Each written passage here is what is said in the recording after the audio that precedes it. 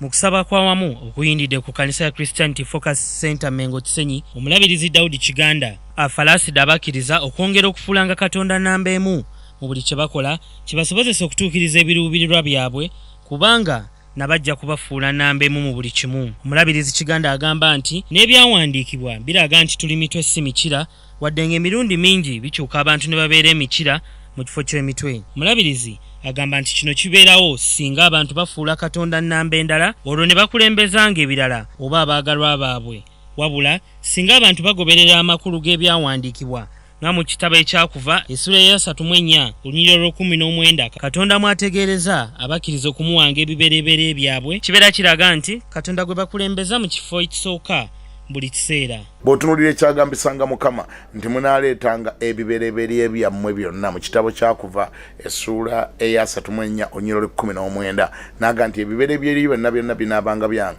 ebibereberye oba bya ttaka oba bya nnimiro oba bya ku muti gyammwe egy'ebibala oba ebibereberye bya mu nnimiro zammwe mu bisibo byammwe ne mu baana bammwe. Oyinza okwewuunya n'oga nti lwaki Katonda omugagga yenkanidde awo akereiminga ekintu kyonna okuva gye tuli atuuke ne tusaba ebibereberye. Simanyi owulira amazima gali nti Katonda talina kyatwetaagako, naye ekikolwa ky'omuwa ebibereberye byaffe mu mwaka oba ne tubimuwa mu mwezi, ekikolwa ekyo kiba kimaze okwogera gyali nti gwe tulabanga nnamba emu, y'ensonga lwaki tukuwadde ebibereberye. Agasseeko nti Sulemaani bwe yafuula Katonda nnamba emu, era Katonda yamufuula kabaka nnamba emu eyeebuulizibwangako buli kabaka eyaliwo ebiseera ebyo.